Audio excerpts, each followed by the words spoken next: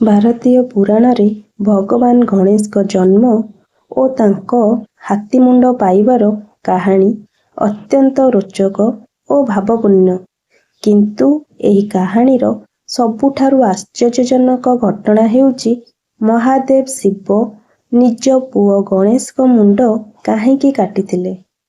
ଏହା କେବଳ ଏକ ଯୁଦ୍ଧର କାହାଣୀ ନୁହେଁ, ଏହା ମାଙ୍କ ଆଜ୍ଞା, ପୁଅର କର୍ତ୍ତବ୍ୟ, ଅହଙ୍କାର ଏବଂ ଶେଷରେ ଭଗବାନଙ୍କ କରୁଣାର ଏକ ଅଦ୍ଭୁତ କାହାଣୀ।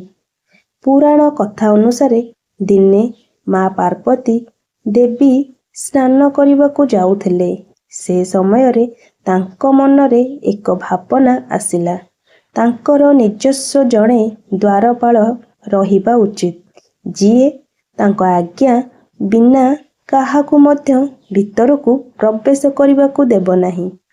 ପାର୍ବତୀ ଦେବୀ ନିଜ ଶରୀରର ଲେପରୁ ଏକ ଶିଶୁର ମୂର୍ତ୍ତି ତିଆରି କଲେ ଏବଂ ତାହାରେ ପ୍ରାଣ ସଞ୍ଚାର କଲେ। ସେହି ଶିଶୁ ଥିଲେ ଗଣେଶ।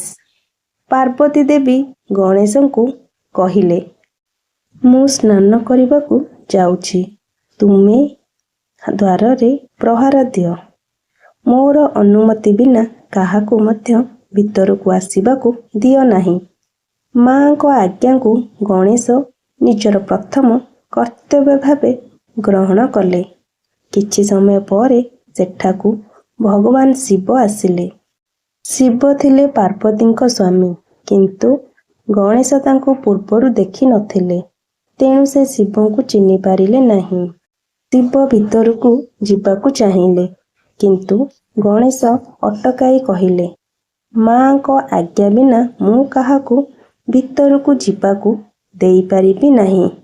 ଶିବ ତାଙ୍କୁ ବୁଝାଇବାକୁ ଚେଷ୍ଟା କଲେ, କିନ୍ତୁ ଗଣେଶ ନିଜ କର୍ତ୍ତବ୍ୟରୁ ଗୋଟିଏ ପାଦ ମଧ୍ୟ ପଛକୁ ହଟିଲେ ନାହିଁ।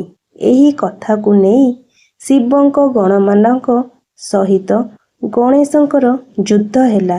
ଗଣେଶ ଅସାଧାରଣ ସାହସର ସହିତ ସମସ୍ତଙ୍କୁ ପ୍ରତିରୋଧ କଲେ। ଶେଷରେ ପରିସ୍ଥିତି ଅତ୍ୟନ୍ତ ଗମ୍ଭୀର ହୋଇଗଲା। ଗଣେଶ ନିଜ ମାଙ୍କ ଆଜ୍ଞା ରକ୍ଷା କରିବାରେ ଅଟଳ ଥିଲେ।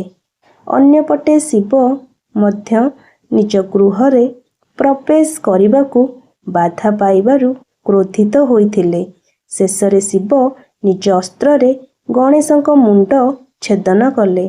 ଏହି ଘଟଣା ପରେ ପାର୍ବତୀ ଦେବୀ ବାହାରକୁ ଆସି ନିଜ ପୁଅକୁ ସେହି ଅବସ୍ଥାରେ ଦେଖି ଅତ୍ୟନ୍ତ ଦୁଃଖିତ ଓ କ୍ରୋଧିତ ହେଲେ। ସେ ଶିବଙ୍କୁ କହିଲେ, ଗଣେଶ ତାଙ୍କ ଆଜ୍ଞା ପାଳନ କରୁଥିଲେ, ସେ କୌଣସି ଅପରାଧ କରିନଥିଲେ। ପାର୍ବତୀଙ୍କ କ୍ରୋଧରେ ଦେବତାମାନେ ମଧ୍ୟ ଚିନ୍ତିତ ହୋଇପଡ଼ିଥିଲେ। ଶିବ ନିଜ ଭୁଲ ବୁଝିଲେ ଏବଂ ପାର୍ବତୀଙ୍କୁ ଶାନ୍ତ କରିବା ସହିତ ଗଣେଶଙ୍କୁ ପୁନର୍ଜୀବିତ କରିବାର ପ୍ରତିଜ୍ଞା କଲେ।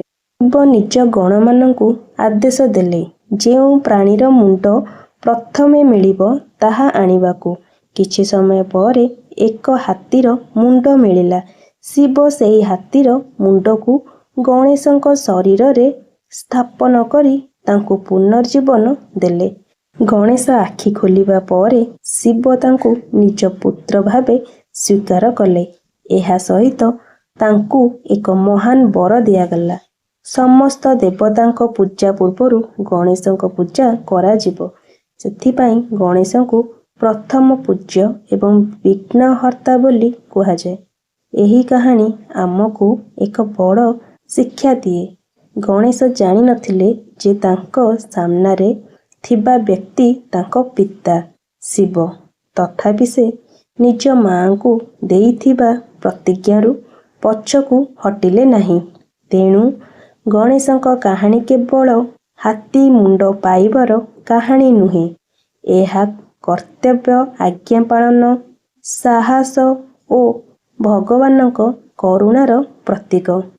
ଆଜି ମଧ୍ୟ ଯେତେବେଳେ ଆମେ କୌଣସି ଶୁଭ କାମ ଆରମ୍ଭ କରୁ, ପ୍ରଥମେ ଗଣେଶଙ୍କୁ ସ୍ମରଣ କରୁ, କାରଣ ବିଶ୍ୱାସ ଅଛି, ଯେଉଁଠାରେ ଗଣେଶଙ୍କ ଆଶୀର୍ବାଦ ରହେ ସେଠାରେ ବାଧା ଦୂର ହୁଏ ଏବଂ ଶୁଭ କାର୍ଯ୍ୟର ଆରମ୍ଭ ହୁଏ। ଜୟ ଶ୍ରୀ ଗଣେଶ। ହର ହର ମହାଦେବ। ଯଦି ଆପଣଙ୍କୁ ମୋର ଏହି ଭିଡ଼ିଓଟି ଭଲ ଲାଗିଥାଏ ତେବେ ଲାଇକ୍, ସବସ୍କ୍ରାଇବ୍ ଆଉ କମେଣ୍ଟ କରିବାକୁ ଭୁଲିବେନି। ରହୁଛି। ଜୟ ଜଗନ୍ନାଥ।